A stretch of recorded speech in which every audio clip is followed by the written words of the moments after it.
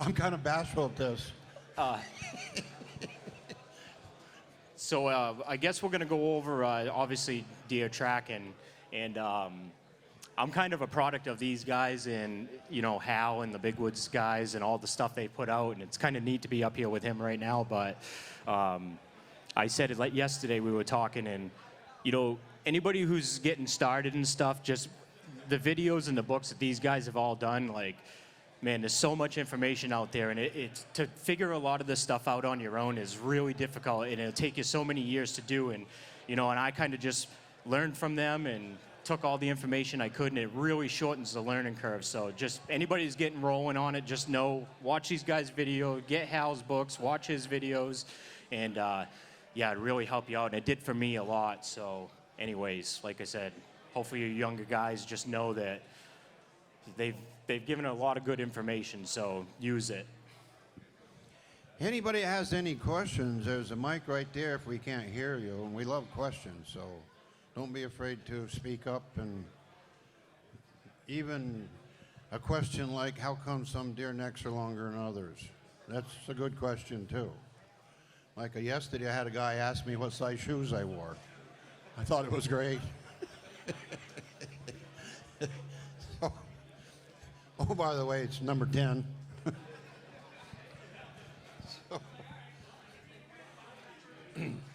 So anyways, Timmy used to go, when I first met Tim, he went to our deer hunting school. And you could see that he had a lot of talent to shoot and to figure out what's going on with hunting. And then he went deer hunting with us. And right off the bat, he started shooting big bucks, big ones. So he took to that really fast. Faster than most. So now you go in his house, he's got a big wall full of monster buckhorns. I had good teachers, you know. That's really what it was. But, you know, I kind of figured out, I watched a lot of these guys that are good, you know, Hal and Lanny and their whole family and stuff. And, you know, I figured out there's traits that you needed to have, you know, and I wasn't born with them, but I recognized the traits that they had. And, you know, and one of the biggest ones, I guess probably the single biggest one, is just being persistent. Like, these guys do not give up. Like, and to be a good buck tracker, really, that's one thing you have to have. And I'm not so sure I was actually born that way, but again, I kind of recognized it, and it just made myself be that way, you know. And like I said, you're not going to be born out of the womb just a really good buck tracker sometimes, but like I said, that is one thing right there you do got to make yourself have, and they just don't stop, they don't quit. If you don't get your deer, you just do it again tomorrow, and the law of averages, you know, it's just you do it enough and you stay at it, and it's going to eventually work out, and kind of learn along the way and get better at it, I guess. Me and him were talking yesterday, and I did it a little bit when I was younger too, and going fast. I always went a little bit too fast, and as I got a little bit older and matured a little bit, I slowed down a little bit and got patient, and that definitely is a little different. You kill more deer when you start being patient. I think when you're young, sometimes you're going fast when you should go slow, you know? That was my problem when I first started hunting. I had this thing in my head when I jumped a buck out. This is a true story. I'd yell, "You better run because I'm going to." And I used to go right after him when I was a young fella because I had the endurance and I could run and walk all day and half the night too. But unfortunately, I didn't shoot as many bucks as I could have if I'd have gone slower. So when I got into my 40s and 50s, I started going slower, and I started shooting bucks a lot easier. Yeah. Instead of yelling at them, "Run because I'm going to," I'd jump them out and I'd go sit someplace and let them calm down for a while, and then I'd try to sneak up on them. Yeah. There's a lot more to it than that, but... And maybe that's a good time to talk about some more to it.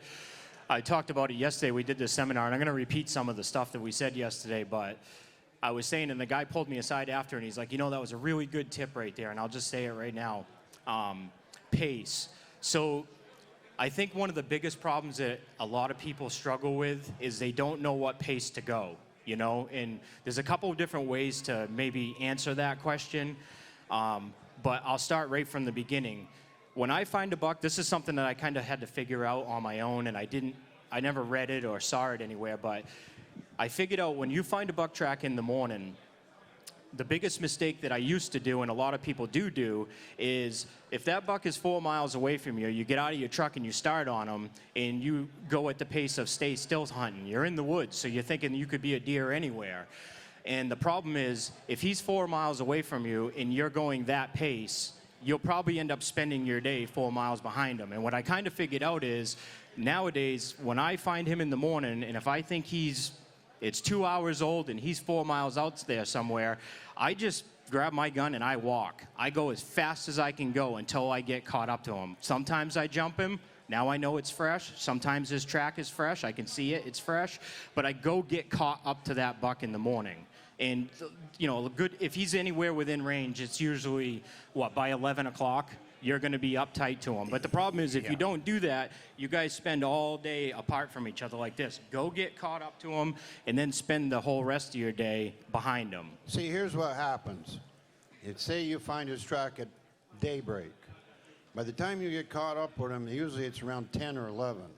He's already laid down someplace in the state of Maine, or even New Hampshire a lot of times. So if you get caught up with him, then you can start trying to hunt him. Right. I've caught a lot of them. I've figured out through the years, I caught a lot of them right in their bed. I've shot bucks from here to you, sleeping. Because here's how you do that. When you think you're caught up, it don't matter if you take a half hour to go from here to that tent out there. It's okay. You don't want to make no noise. These guys, them little flipper things on the side there they got there, they can hear you breathing, I think. So one time, for example, I got up on top of the mountain. I've been tracking this deer maybe for 3-4 hours. I knew he was laying down on top there. I look right here. I stop. I ain't making any noise. I stop right here because there's a bunch of brush. I'm looking over here because there's a spruce tree right here, and I'm trying to figure out how I can go around without making any noise. As I'm standing there, I noticed something underneath the spruce tree. Some movement. Come to find out, I could see the outline of him. He had his head up, and as he's sleeping, his head was going back and forth a little bit. That's what I spotted. It was closer than you guys. Now, guess what? That deer had a bad nightmare coming up. But that's because I took my time and didn't make any noise. But I had to go to get caught up with that deer, like Timmy said, because the deer was a long ways away. When I got back to the truck that afternoon, I looked at my dad and I said, pick out the furthest mountain you see. That one over there, about 5 miles away, 5 or 6. I said, well, that's where I shot the buck, on top of that thing, up in the spruces. It was a nice deer. It was my turn to finally shoot a deer, because I've been guiding all year and helped everybody else get a deer. I was getting a little impatient. And then what I do is, when I do get caught up to him, and say you don't jump him, I kind of just try to mimic what he's doing. If he's, striding out and going somewhere, I go fast. If he's kind of puttering around and just messing around, I slow down. So I guess that'll get you in trouble sometimes, but it's a good starting point for... Okay. Yeah. I want to finish my little story now. You got this much snow. And it's that snowball-y stuff. When you step on it, you can hear it packing. So how do you sneak up on a deer when you're doing that? Because they can hear that. Want the tip of the day? I like this guy. He goes up. It's real easy. You slide your foot in. Don't come down. It takes longer to walk, but just slide your foot in the snow. And be careful you're not putting on any crunchy stuff underneath that. That's why I say you can take your time from here over to there or on top of the hill. He's not going nowhere because he's up there chewing his cud or sleeping because he's been running around all night. You guys remember when you ran all night and you wanted to sleep the next day? Well, that's the way they do it in the rut. Whoopsie. There's another thing that I learned from these guys too, and it took me a while to get good at this, but this is another really important thing too, is being able to walk in the woods with your head up. That sounds really easy, but that actually takes a minute to get good at. I'm glad you brought that up. Yeah, we didn't talk about it yesterday. Double teaming comes in. Someone behind you. We never talk about 4 eyes. We didn't talk about double teaming yesterday, and we haven't done it yet today, and double teaming is actually the best way to go hunting. If you got two really good guys, they can walk in, the guy in the back can walk in your tracks. Double teaming is easier shooting a deer than just one guy. Now you got two sets of eyes. Right. And what happens is, the bigger the buck track is, and the more scrapes you got from him, the more you start staring at the track. How you know you're not staring at the track too much is when you're tracking this deer and you look down and there's no deer track in front of you. That means you're doing this. When you don't look up, the only way you're ever going to see that deer if you bump into the back of him. Right. I've had guys go right by me in the woods, never spot me, and I got orange on because they're walking like this, following a deer track. Yeah. So you got to be, when you lose the track momentarily, that tells you you're not staring at it too much. These guys actually talk about it in one of their videos or in their books there, but the trick to it is when you're walking in the woods, when you're swinging left to right and looking for the deer, one glance down in one of those steps and your mind will memorize 3 or 4 steps, and you can get your head right back up looking for them, and you'll know to like step over this rock, around this bush, and you know it's a weird deal, and it takes a little bit. It took me a few years to get better at it. Yeah, memorize your steps before you take them. Memorize your steps, yeah. So, and that's the way you keep your head up, but it's really easy to not do that, so get good at it. See, all this stuff is coming back to me now. Good. What about guessing the size of the rack of the deer you're following? Was he stepping through trees? Yeah, you know, you can tell what kind of antler the deer's got if you track him a ways, because you got to spot 2 trees that are this far apart, and if he's got even that length rack or a little bit wider, he's going to turn his head to go through there. And when he does that, when he ticks his head around, he's always going to put 1 foot out.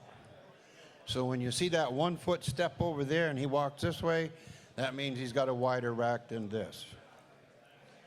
And then another thing is when they eat mushrooms, trees laid this way, if you go look at the trees where he fed on the mushrooms, instead of just walking around it, you go look, you'll see antlers that hit the tree that's laying down. You'll see where it goes like this, or even down. Yeah. And I'm going to say that's just one clue. There was one buck in particular that I ended up getting, and I told my father was with me. It was the first time he'd ever come tracking with me.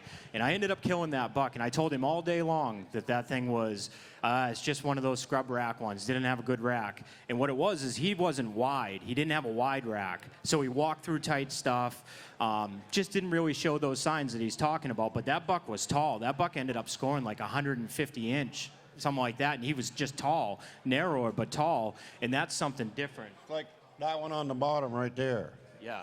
That type of rack will fool you even when they feed. Yeah, so it's not just width. Because it's tipped up in the back. Right. And those bucks, like... That rack will tell you when he goes through the spruces with a little snow on it. Right. He'll knock that off with his antlers. Exactly. When he's walking along the branches are this high, you see the snow knocked off. That's right. That's causing it.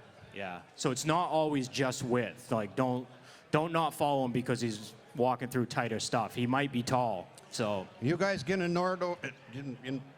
Are we paying enough attention to you people over there? These guys get all the attention. Is there any Did I interrupt questions? you, Tim? nope, you're good. Nope. What about what are you looking for in a buck track? What I'm looking for, Landon, Tim, you're driving down the road or you're walking in the woods and you see this buck track, it's kind of that wide in the back. And it's walking like this. That's a young buck. Got big feet. He's probably 1.5 years old, maybe 2.5. When you see this, they call that a flat footer. That deer's probably 5, 6, 7, 8 years old. They got to be 4.5 and up. A wild deer, a big woods deer, to have any antlers or weight, because they don't get the feed that you see on TV, these hunting shows. So when you see the flat foot part, He's probably got the best rack he'll ever have, and he's probably the heaviest he'll ever be, not unless he's gone right by. A lot of deer don't go by until they're about 10 or 11. Plus the stagger of the tracks, you're looking for The chest stagger. a bigger chested buck. He's not going to walk like a little buck. You take a doe deer, she don't have a big chest. Some of the other people I know are animals, or some of them have big chests. Whoops, I screwed up again. Jeez. Oh, by the way, I got 2 winches. I got one on my Suburban. Uh-oh. And I got one home that cooks for me. Whoops, I screwed up again. Yeah, you're lucky she ain't here right now. She's not smiling. I told that to my wife one day. I got 2 winches. Boy, she didn't like that. She said, I don't think that's funny. But those does, like, you'll find some old does sometimes, and they got big old feet on them, you know. But like he was saying, they're just built that way. And I always, whenever I'm trying to figure out if it is a bigger doe, I just look down the track walking away and just draw a straight line right down the middle. And a doe will walk just outside of that line. A big buck, his chest widens out as he gets older, and he's just got way more distance in between those tracks. But a doe, just because her foot's big, she won't ever be that wide stagger that a buck will. Not only that, she's got a peaked head on her, too. Yeah. She can go through anything. Oh, yeah. You know, Yeah. take a big rack buck, he's going to go around. Whoa, I'm sorry. I'm sorry. I'm talking about a deer now. And you could tell, too, like, I think bucks, when you follow them, they act different than does. They live a different, but does are kind of always around in this area. You know, they really don't go anywhere. Bucks, they travel. They're During the going. rut, Yeah. you guys remember when you were 20 or 25 how much traveling you did? You know, a bar down the road, 40 miles didn't mean anything. Well, that's the way big bucks are in the rut. They go, whew. Yeah, they just act different than does. You know, if you're not sure, a smaller buck, younger one, maybe 2.5, and you're not picky, and you think it might be a buck, follow his tracks if there's snow. And every track he comes to, you'll see where he sticks his nose in that track. Can be a fox, he'll stick his nose in it. Yeah. Can be a squirrel track, he'll stick his nose in it. Only bucks do that. Does don't do that. Another thing I picked up on a few years ago, I saw, you know, following a buck, it was the same thing. I wasn't sure if it was just a doe or a small buck. And, you know, when a doe goes pee, they stop and it'll be behind their track. Sometimes those bucks during the rut, they're just so busy and they want to go somewhere. They'll kind of dribble a little bit as they go. Yep. So there's another little trick too. If it is a small buck and you see that little dribble, it's a buck. You know, does don't do that. They'll stop and you'll see one little spot behind them. So there's another little trick. Sometimes a buck will pee like a doe too. Yes, once in a while. Yeah, most of the time they dribble as they're walking along. Right. So there's another little trick. But That's why their hawks are always smelly. right. Anything you want to say, Landon? Well, I was just going to add too, and even some of those, what he was talking about, flat footers, he doesn't have to be 250 pounds to be a flat footer. Nope. Age is what makes him a flat footer. So he might only be a 190-pound buck, but he'll still be walking on back on his feet. Even a 150-pound buck. That's I right. found one in Vermont this last year. He had a pretty good-sized foot on him, but the deer didn't weigh nothing. He was wicked flat-footed. Yep. And I think the deer was past its prime. Right. And I weren't tracking it. How can we tell the difference between a older swamp buck and a more of a mountain buck? That's a good question. Just by the track. Now, you can tell if you're tracking a swamp buck or a mountain deer by looking at his feet. What happens is your deer that run up and down the mountains, their hooves get rounded. A swamp deer that lives in there all summer, most all summer, his toes will get longer because they're not getting worn off. They have a longer toes on them. So now you know that deer's been living in soft ground where there's a big swamp. So now you know you got a swamp deer. If he's got a, huh? Oh, sorry, didn't mean to interrupt, but older bucks too, you'll have one toe that's longer than the other. Yeah. One will be wore down more than the other. So. You take a big mountain buck, or even a small mountain buck, if he's been running up and down them ridges, his toes are crooked.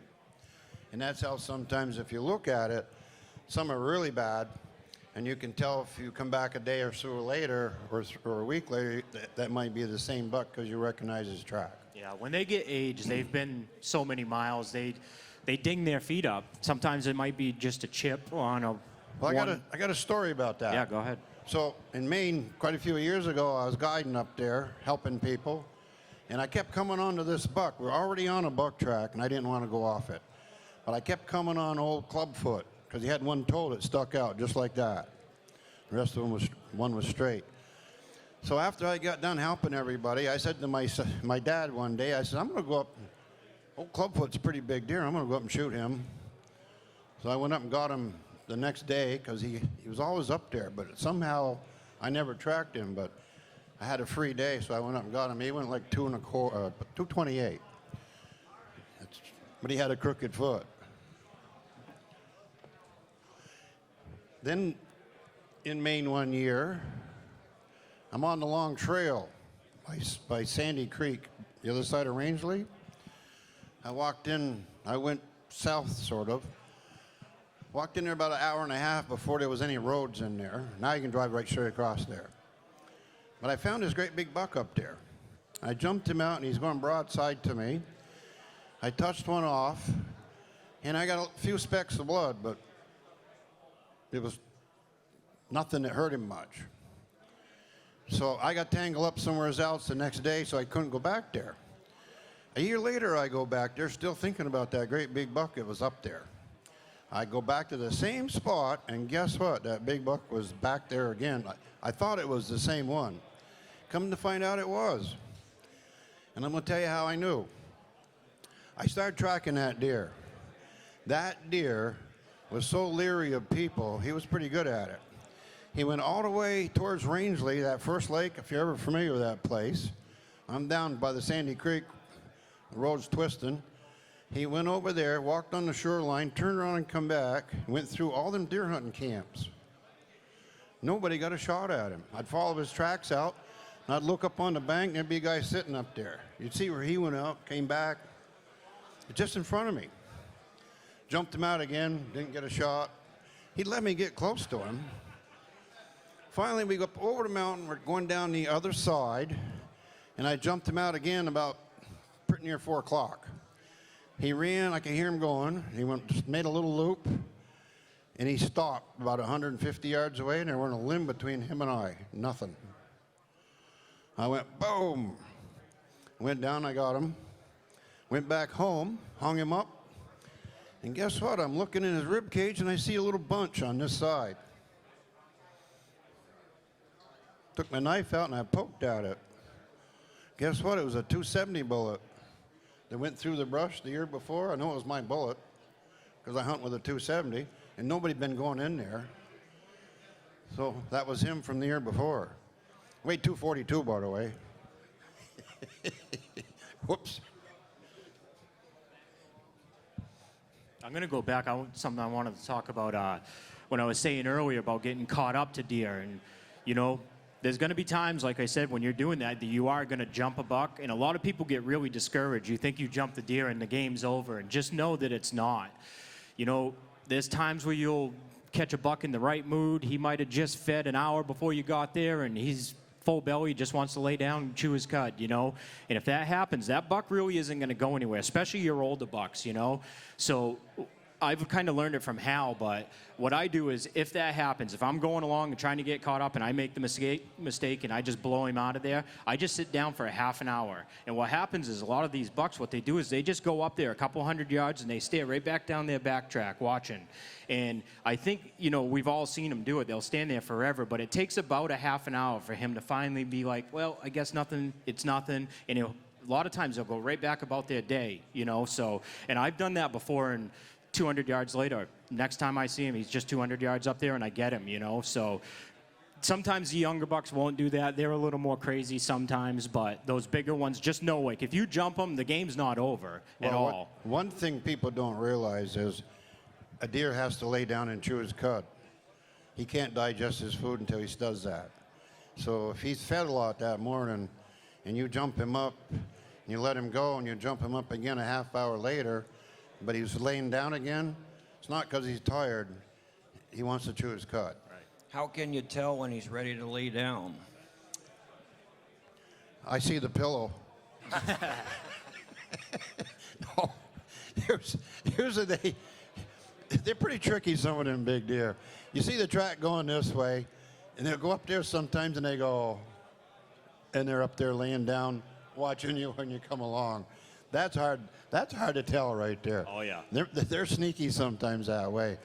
But if they fed a lot, they're going to lay down, like I said, because they got to chew their cud, because they can't digest it if they don't.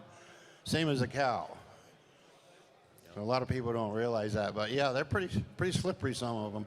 Him and I had one sneak. We had him cornered up on that big mountain above Jackman. Bald Mountain? Bald Mountain. On this side, there's a spot up there where it goes up, and there's a ledgy, and there's a roll of spruces right here. We're following this buck track up through, and I get almost to the end of this dead end, and I said to Landon, I heard something behind us. Well, I heard something. Well, come to find out, that buck let us walk by from here to there because he couldn't run nowhere. We had him cornered and didn't know it, because I didn't know that was like that. Went up, followed his track right back, and he ran right down our tracks right behind us. So he was pretty cool. And then I had him cornered on a pinnacle on a lake. Goes like this. And he wanted to swim across the lake, but he couldn't, kept breaking through the ice. And I could hear him out there breaking in the ice. And I could see water or ice, and ice over here. I know I got him cornered. So I'm walking in there.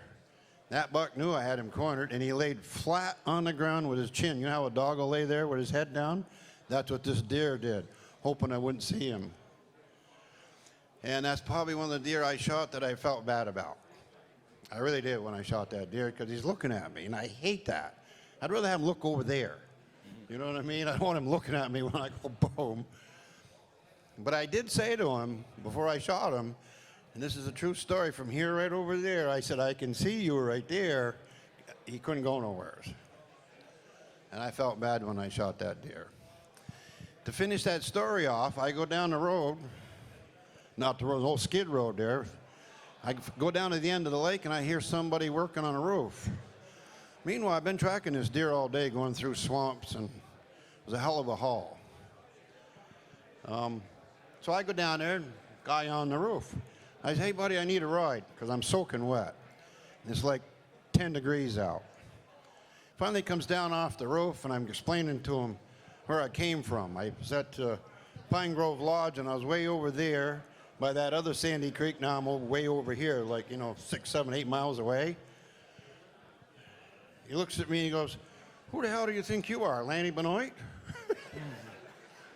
So I said to him, well, I am Lanny, and I need a ride, and I can't stand out here with the wind blowing. I'm soaking wet because I've been going through swamps and spruces all day. And so finally he agreed to give me a ride. So I said to him, you got any beer on the way back for the ride? I got 3 beers, but they're all different brands. But that was pretty comical.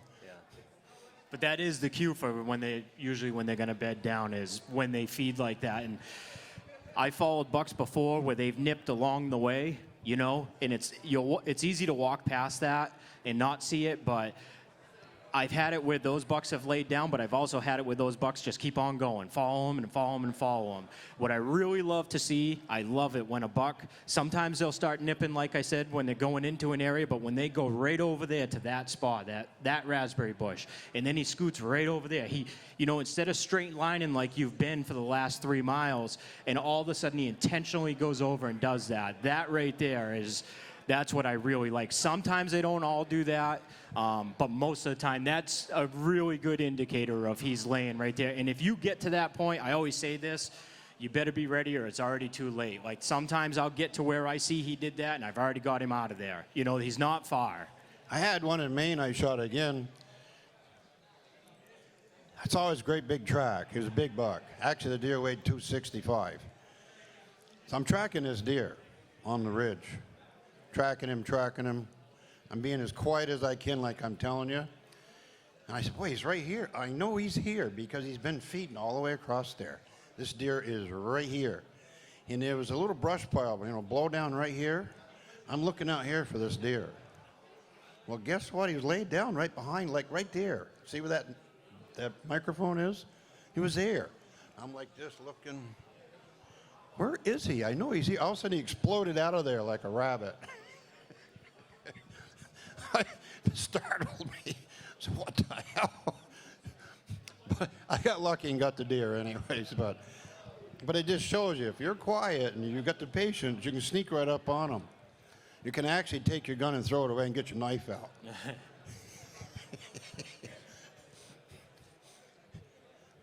Yes.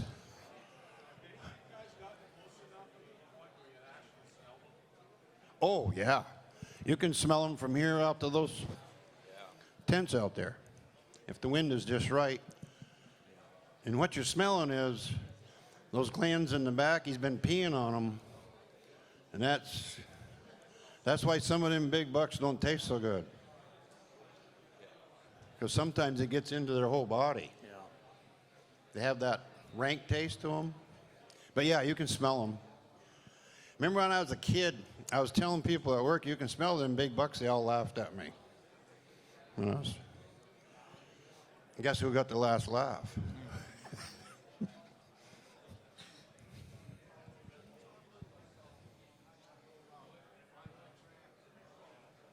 How do you go about finding the track?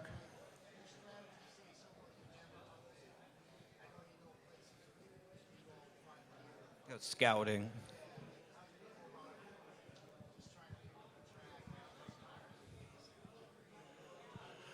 All right, I'm going to explain to you how you find big bucks. First off, you got to do a lot of scouting. Say that you go to hunting in Ontario, and you got a week. That's all you got. You're better off to do a little scouting for 2 days instead of just running into the woods, not unless you know a good place to go. Say you're unfamiliar with everything. First thing you got to do is, before you can kill a big buck, you got to find them. Because you take a deer that's over 200 pounds, that's not the average size buck. Those deer that'll go 240, 260, those deer are freak deer. Most bucks are 180 to 200. That's what they are. And that's a fact. So you got to do a lot of scouting. Now, if you look at Indians, you see one with one feather and you see one with 2 feathers. The 2-feathered one is the scout. I used to have 2 feathers. For me, it's probably a little bit different, and I've changed a little bit. Back when I was younger, used to find a lot of buck tracks on driving the roads, logging roads and stuff, and I've definitely noticed our bucks evolved, especially in the area I am, and I'm talking the Northeast. But those bucks have stuck. They don't cross roads like they used to. I follow them right down 50 yards from the road. They turn right, parallel it, and go right back up. They just won't do it. And I saw that it's getting harder and harder to find buck tracks driving. That means they're getting smarter and smarter. Exactly. So in the last probably, 7, 8 years, I get on my feet and I look for buck tracks. So now I guess your question is, how do you know where to go? And I'll tell you what I do in the area I am. I look at the mountaintops. I'll just look at the mountains around me, and I see it in 3 different mountains. You're going to have an open hardwood mountain, you're going to have one solid green top, and you have some that are mixed, right? And the ones that are mixed, they really like. I've been to the ones that are the solid green tops, and man, you get up into some of those places, and man, they are thick. And bucks will bring you up there. Sometimes you'll follow them. You might go through a little corner of it, but they really don't love it. They will go in there. I'm not saying they don't, but the open ones, what happens is that time of year, you got the wind blowing, it's cold, snow, it's open. They're not laying up there. No. But the ones that are kind of, you'll have some of that green growth up there, but it comes into some hardwoods and you know what I mean? It kind of blends together.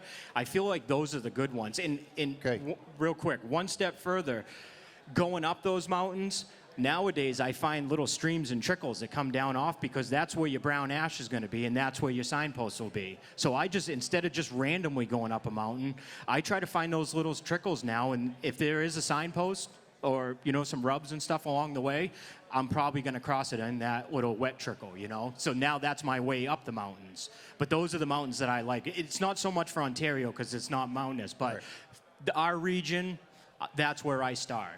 Well, what I've always looked for is, like he says, mixed everything up there, but on the bottom really counts a lot, off the bottom of that mountain range. If there's a nice yard area, swampy area where they can go in the winter, chances are you got some really nice bucks way up there. If it's all hardwoods all the way down through to the end, that's not where you want to stop and go hunting. Yeah, you can see great, but that's not where the deer are. Right, yeah. They like the mixture of everything. They really like a place to go when snow gets deep. They may go 20 miles away, who knows? Yeah, and a lot of those mountains, to be honest with you, even though there's a logging road system out there and there's guys driving and stuff, you get up in there and there's snow, fresh snow, like nobody's been there. If that's a mile and a half up in there, chances are you get up there, you're the only one, For the younger guys, this is what you should do. Hunt high. Don't hunt next, go high and just roam across those tops. Yep. You're going to keep going and you're not going to see much of anything. And all of a sudden, you're going to find a great big buck track up there. There are a lot of big bucks up high. People don't realize that. You get up into them on the edge of the blue spruces. Yeah, exactly. And don't worry about a ride. You can actually go down the other side of it. When you're deer hunting during deer season in Maine or New Hampshire, the easiest way to get a ride is put a gun on your shoulder even if you're not hunting. Because people think you're a hunter, so they're going to give you a ride. Don't try it in the summertime, though.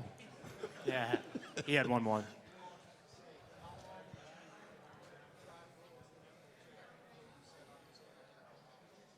The question is, how long will you drive roads before you just go up in a mountain? Nowadays, I don't even go drive the roads. There's a million people out there driving those roads, and the bucks don't cross. You know what I mean?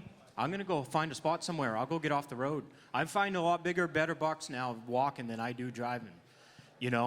Maybe it's not the case, but for me personally, that's what I've been doing in the last, my tactic changed, but like I said. Well, it depends on what kind of road you're driving on. And if you do some rough four-wheeling where people don't drive, and it comes over a mountain and you got to fight your way up through there and use a winch a little bit, it's kind of fun.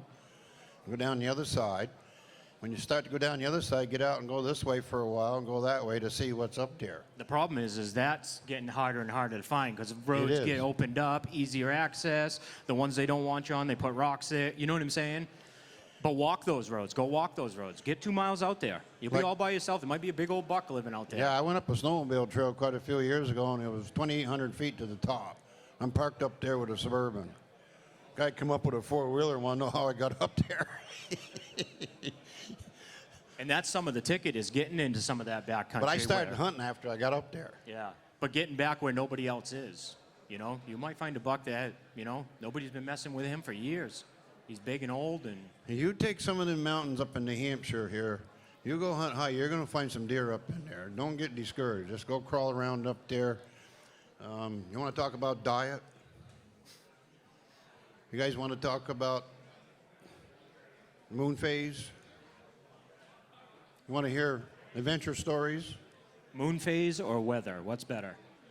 I like the weather better. Yeah. Timmy will go along with that. If you got a week to go hunting, you can pick your week. Pick snowy, cold weather. Don't pick the moon phase if it's that week where the sun's out every day, because the deer ain't moving during the daytime. What about, I think we should talk about, shooting is a big thing. I feel like with deer hunting, there's a lot of things that you don't have control of. And I feel like probably the single biggest thing you do have control of is getting good at shooting. When that moment comes and you've done all this work and following buck after buck and that moment happens for you, man, do some practice and get handy with your gun. That's something I learned from these guys, and I realize there's so much that I don't have control of, but that's one you do. Do some shooting, get good with your gun, get handy with it, and get used to shooting. Yeah, you don't have to use the gun you're hunting with either. Right. Just something like a 22 that's similar to what you hunt with. That's all you need. Yeah, we roll tires and do all that different stuff and just getting used to moving targets and all that different stuff. That's a good way to practice. I spent hours when I was a kid growing up shooting, shot my whole life, And I spent hours throwing a tin can up in the air shooting it with a BB gun. I got where I could hit it every shot. If you watch some of the old videos, I had to make sure where the bullets are going, but I'd shoot, like Tom went to town to get some apples for me to shoot in the air with my 270, comes back to only this big around. I said, Tom, there's bigger apples, you know. And Bird one thing hunting, too, is a good way to practice. I used to do it with bean cans, full bean cans, toss them up. You hit them with a 270, boy, don't stand anywhere over there because beans fly everywhere. And one thing I did learn, I've shot Lanny's own personal gun. I talked about this yesterday, but one thing I learned from his gun, one way to help yourself out with your rifle, and I shoot a 760. The triggers from those things factory is terrible. His gun, when I shot it, I realized how light his trigger was. You know, it's just like a 2-pound trigger, 2.5-pound trigger, whatever it is. But I realized in the moment of the chaos, when that buck is going and you're trying to get the bead on him, when you finally got that glued on him and you think it and do it and hit that trigger, it better go. You can't have a long wall. You can't have a 5-pound pole. That's your flinch. That's where you know what I mean? Man, soften the trigger on your gun, and man, does that help the cause. Sure helps the cause. Yeah, talk about that. When a deer runs, he stops momentarily right there. He stops again.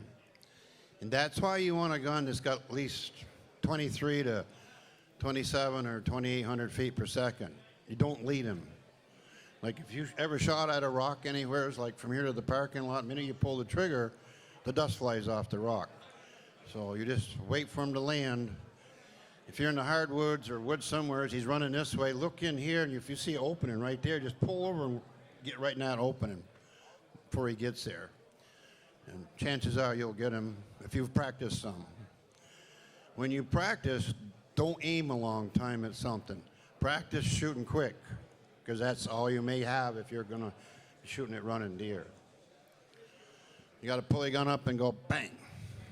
And I think the best way to get used to, again, I always describe it as chaos, because in that moment when the buck is going and I'm trying to pin my bead to him moving, I feel like it's a chaotic moment. And how do you spend time in that moment to get used to dealing with it and how to get through it? And that's where the rolling tire comes in. And what I do is I get just a tire with no rim, and I put a piece of cardboard and I put a balloon on it. And if I blow the balloon up, great. But what it is when that balloon, you'll try to stick it in the middle, but a lot of times it's not in the middle. And when it's rolling, it's doing this. And again, you're trying to get it all to come together. And when it does and you hit that, you get the instant satisfaction of like, yep, I got it, right? And that's a way to train your eyes and your mind in that moment to deal with it and get used to it, you know? Because it's hard to practice it. Another thing, you can shoot with both eyes open with a scope. You don't need to close one eye with a scope. You can shoot with both eyes open. Try that sometimes. That helps you line things up going this way or that way. Yes, sir. Beg pardon? The question was, what's my thoughts on the new Skinner? So I used a Williams forever.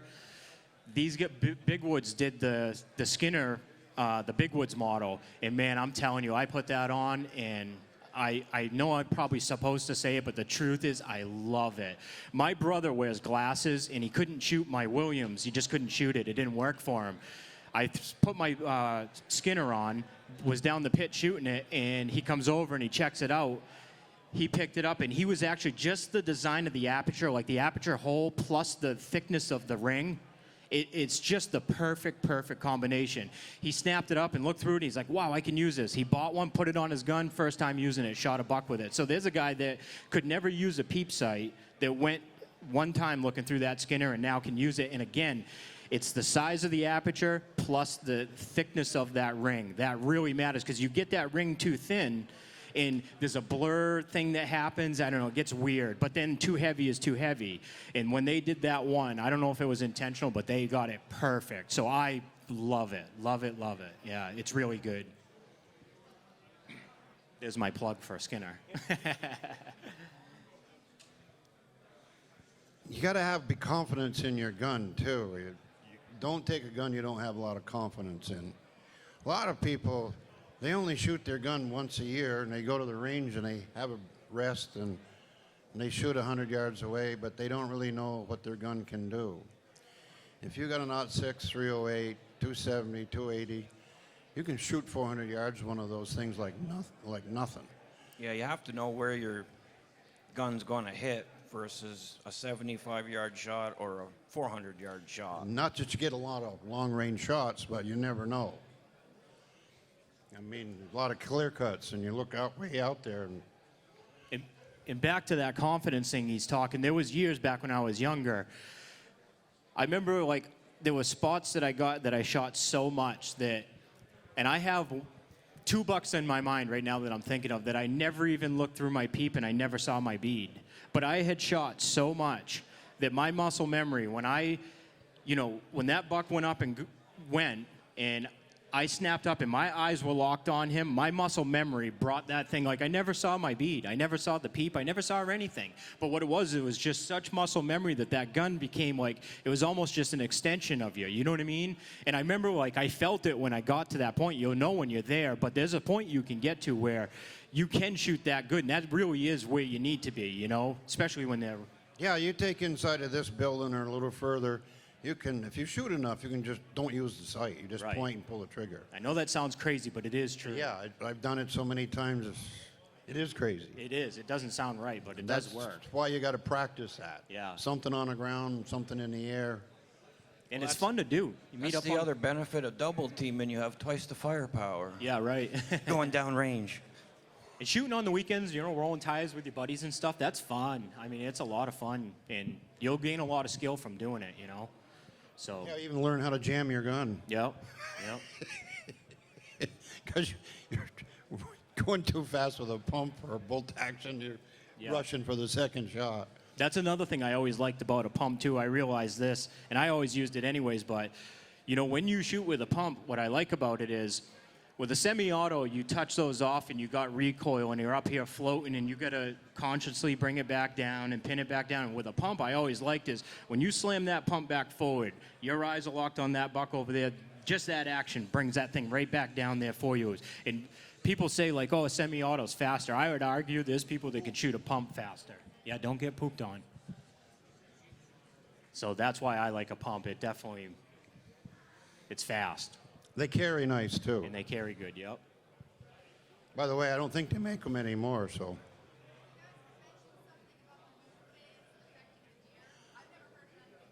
Oh, you never heard anything about the moon phase? Well, actually, that's what starts the rot. What happens is if you ever kept an eye on the deer, when I hunted in Ontario, this is what we did. When the moon phase started, you could always tell because we go to Tim Hortons in the morning. It was 20 miles from where we were camped. And when we start seeing a lot of deer going back and forth across the road, that's the day you want to go. If you're sitting or something, that's the day to put people out sitting because the moon phase is really active and the weather was right. But we could tell it when we went to town and back because you see 20, 30 deer.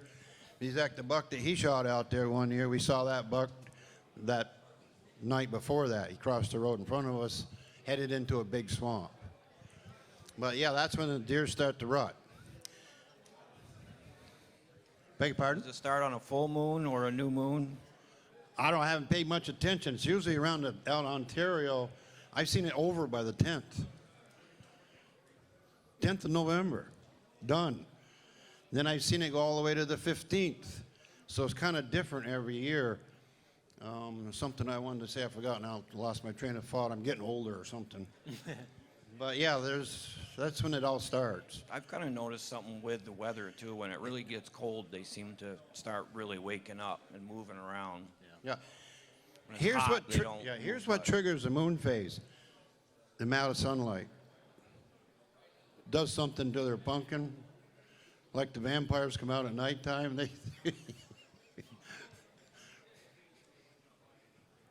But weather probably is, like we were talking earlier, weather's probably more. You get those overcast, gray days, those deer will be moving on those days. You get a day like this right here, but cold, and they just lay up, So it's a little of both, I think. Maine is the worst. New Hampshire and Vermont is the worst during the daytime if you don't have good, nasty weather. You've got sunlight, they very seldom move around. A little bit. And weather, talking about that, if you got days to pick, your best days, to be honest with you, wind blowing, crappy, yucky, you know, those are good days right there. That's the best days. You get those calm, quiet days.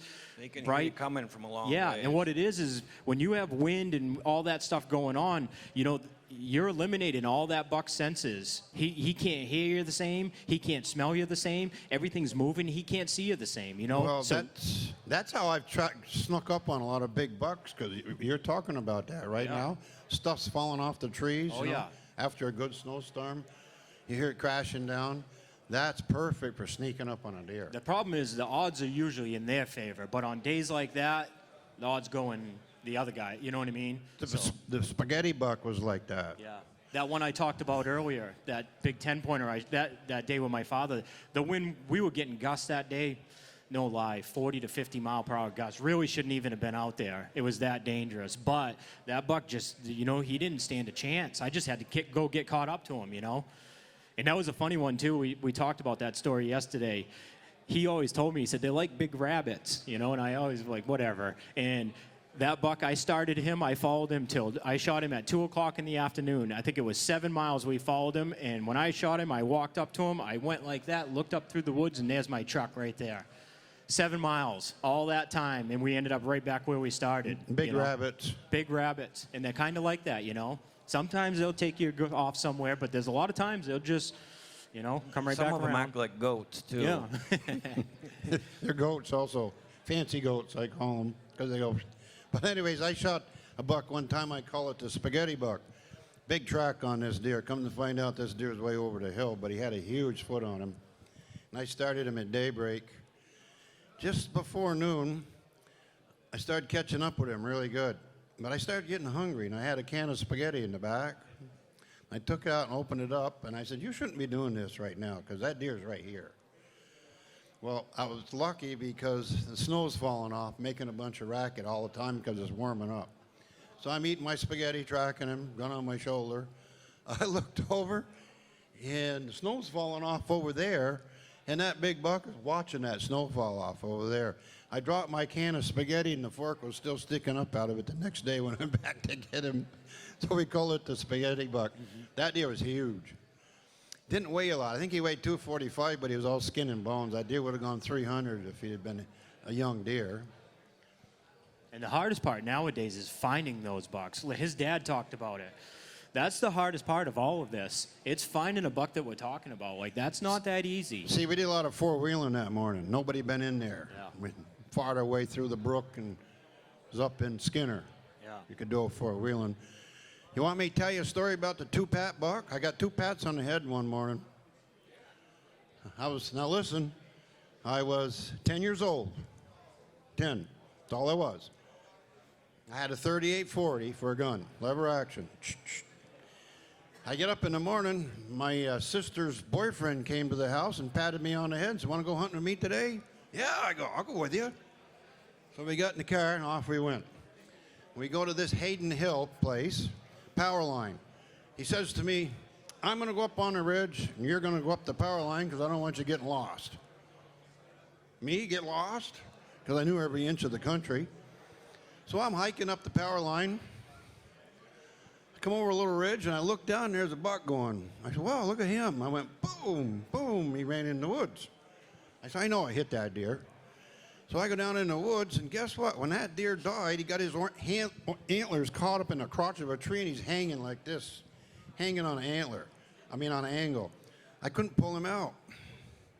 Well, pretty soon 2 guys showed up because they heard me shooting. You want to handle that, young feller? Yeah. You want us to gut it out? Sure. When he got done gutting it out, they came over and patted me on the head again. Nice job, and they walked off. That's the day I got 2 pats. So Harvey come down, he had to drag that deer out all by himself because I couldn't do nothing. And he told me, you ain't going hunting with me again. I'm sick of this already. So I told this story yesterday. Now I'm 11 years old. 1 year's gone by. Uncle Wendy bought a brand new 32 Special Merlin lever action. Of course, I got this old 38-40. So I said to Uncle Wendy on Friday night, I said, boy, I'd really like to go hunting with that Marlin you got there, that 32 Special. That's a better gun than my 3840. So he said, you got to promise me one thing, no scratches on this gun. If you have any scratches, you're not going to hunt with it again. I promised, no scratches.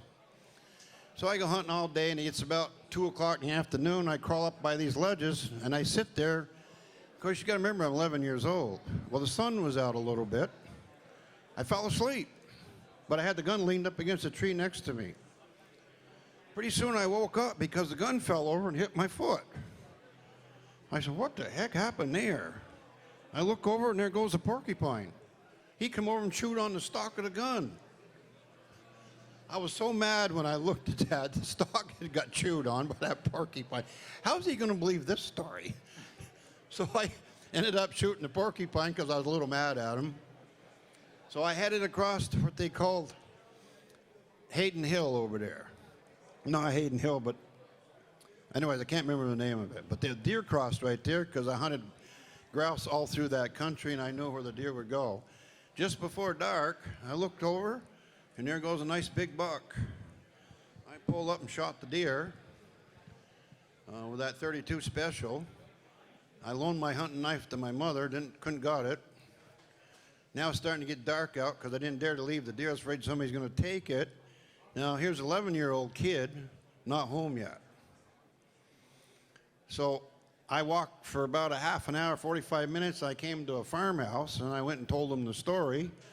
So they called the house, and Uncle Wendy at that time had bought a brand new 57 Chevy truck, teal colored, similar to this chair's here. So they were going to come over and get me. Well, the night that I borrowed the gun, my mother loaned me the money to get in the deer pool for the guy that shoots the first buck. Well, guess what? I won the deer pool. And Uncle Wendy wasn't mad about the chew mark on the stock at all. So, I was pretty lucky when I grew up. Shot a lot of deer every year. I mean, one every year. Yeah. Yes, sir.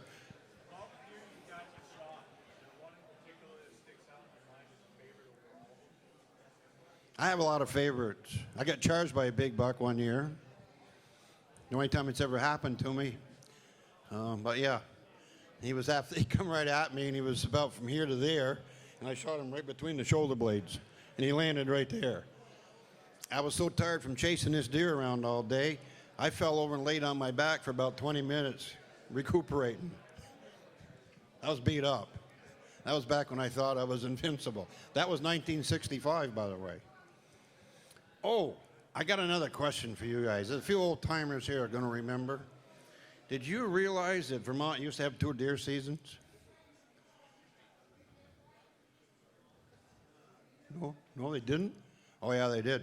They had 2 weeks of regular season. They had the rest of the year after that.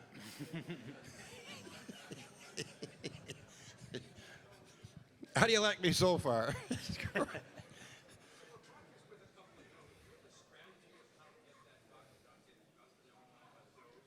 Oh, you don't want him leaving the does. The best thing that could ever happen to you, if you're tracking deer, that you come along and a doe is in estrus and the buck is following her around. He will not leave that doe. You can split him up. It don't matter. He's coming right back. Say that you go into the spruces here. She goes that way and he goes this way. You just stand right there. He'll come right back. He's going to work his way back, right around you if he can, if he sees you. I taught Tom Blaze that in Ontario. We jumped the buck out. Doe went that way, buck went that way. I said to Tom, we're just going to stand right here. He's coming back. I know he is. Sure enough, walked right up. My brother's killed 2 doing that. Jumped him, and she went that way, he went that way. He walked right up between them. 3 minutes later, here he comes, right back to her. Yeah, shot a big one on the Golden Road. Beg pardon?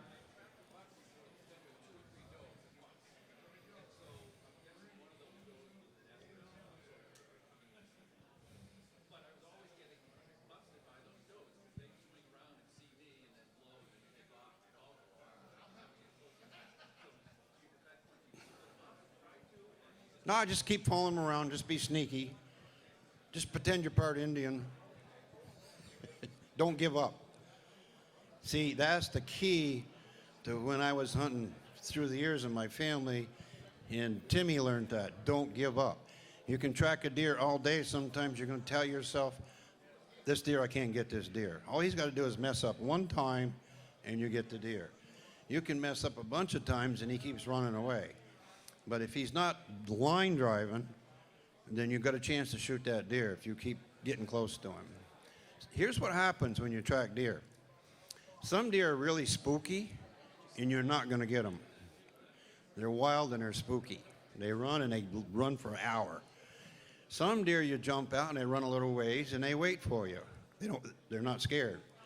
And as you track some of these deer, they get more accustomed to you, and you're getting closer and closer and closer to them because they're not scared of you. Like some deer, they just take off. Plus, when you jump one out, you got half the battle already done because you've caught up to the deer. Right.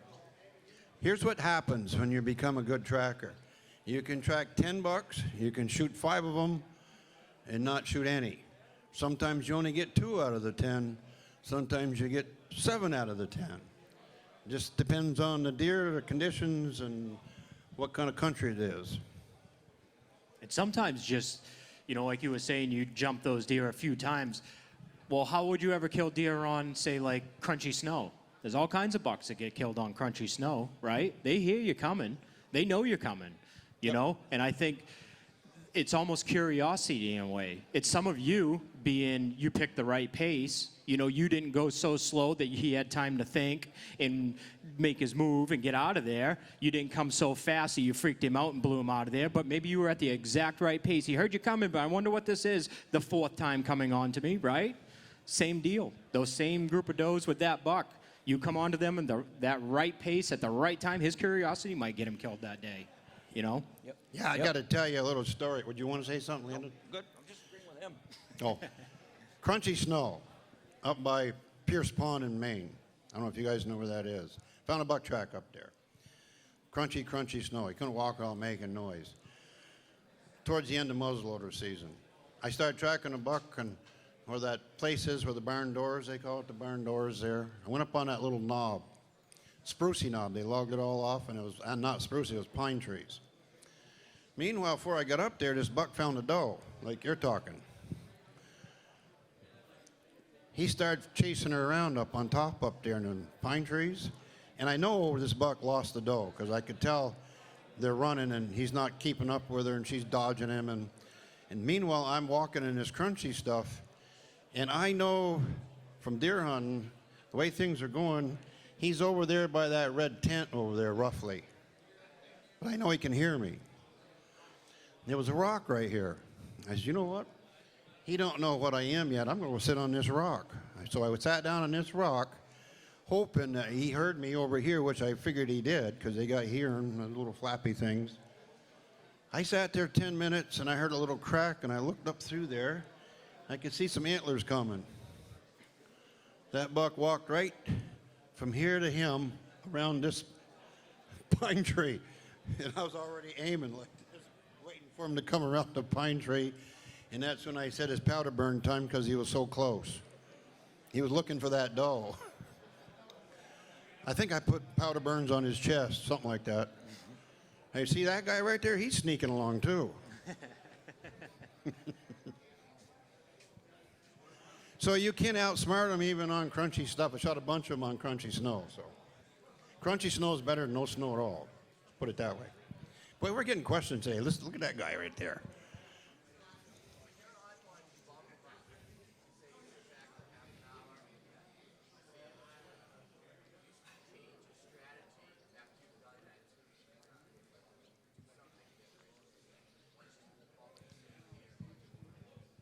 When you're getting into multiple times, that's tough. He knows what's up now.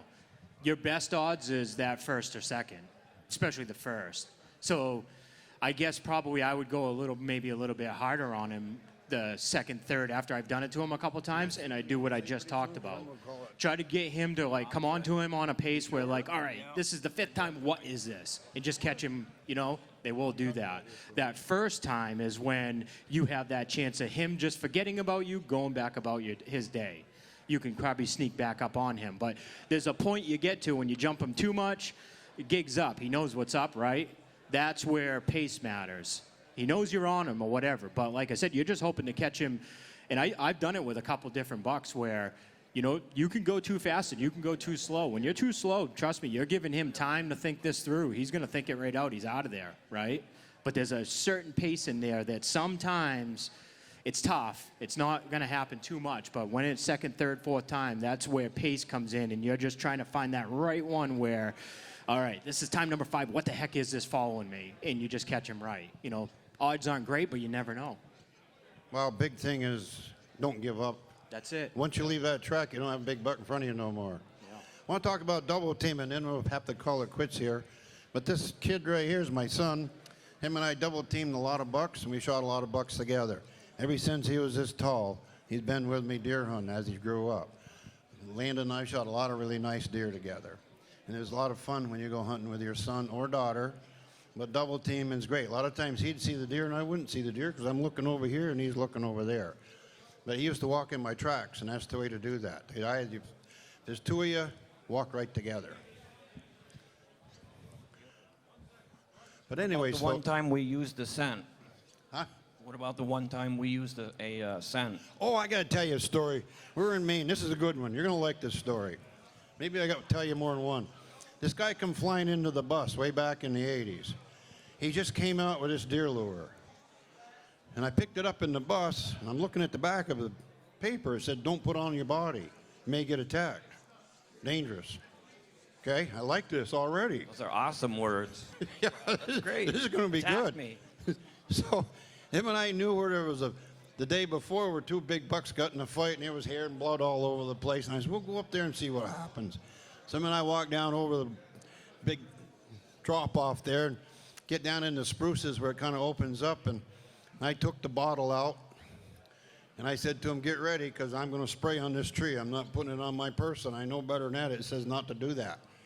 So I sprayed the tree, put it back, and I looked at it, and I said, get ready. Get ready, here they come. Well, we looked, and here comes this great big 8-pointer coming right up to us. We shot that thing. We looked at it and said, boy, this shit works fast.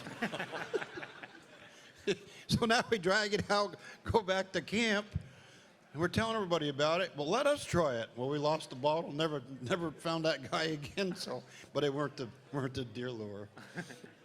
Another one I like to talk about is I had my dad, my brother Shane, and myself, and we're taking somebody hunting, driving down this long stretch, and look way at the end of it, there's a truck parked side the road. The guy's waving to us.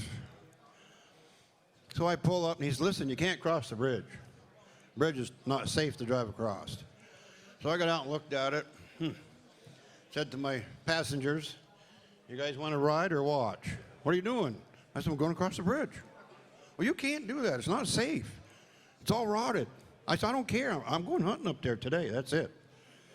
I went down the road about 300 yards. I come back up through there. I didn't touch the bridge. I played Dukes of Hazzard right there. So that night coming back, I said, you guys want to watch or ride? Oh, that looked like kind of fun. We want to ride. So I'm flying over. I looked in the mirror, and their heads are going back and forth. Does Well, anybody have any last questions at all? Any last questions? Oh, you hang right on. You're going to get all you want. We got some coming. We're going to have a 5-pack, probably for $75, so you get them all. One shot. How's that, folks? All that old stuff, all that information is going to be in there. Hunt smarter, not harder. My dad used to say, hunt smarter, not dumber. He used to make me laugh. Any other questions before we go? Direction of travel in the snow. You come upon tracks that are already in like 8 to 10 inches of snow in the hardwoods, so it's open. And you can see the tracks, you know, the toes going in and coming out. And you can't see the bottom of it. It's always going the other way that it looks. But that's good, though. That fresh snow like that. Okay. Go ahead. I've taken as much as 3-day-old deer tracks and shot them the same day. When they're going up, He wants to know which direction does it look like they're going. usually it's going the opposite way as it looks. But you can dig it out slowly and find it, but usually when it pulls out, it looks like it's going this way. I'm going to give you my theory on this. So I've hunted in what you're talking about, and I've asked these guys, and they're like, oh, just dig it out. Well, it's the right snow. You get down there, there's no print. Right. You don't know, right? So that bothered me one year. There was one year, and I was like, man, I'm a deer tracker. I should be able to tell. And I was like, there's got to be some way. And I'm going to tell you what I did. That winter, I went out, and I found a buck track, and I could see his print. I knew he was walking this way. I went and I cut that track right in half. I bisected the track and took all the snow away. And what I figured out is it's slight, but there's 2 different angles Yep. in that pock mark. That's what I was talking about. Were you? Yeah, okay. There's 2 different angles. There's one that's laid back and the other one's a little more upright. The laid back is the rear. The more upright is his front. Yeah, it looks backwards. Yes, exactly. Yep. So there. Laid back, don't look like it went this way, but it did. Come see me after. I've got a video. I'll show you. Yeah. See, it's not like you and I when we walk, we drag our feet and scuff around. And guys, want me to tell you? No, we got to get going. We're holding you guys up. Thank you. Thank you, guys.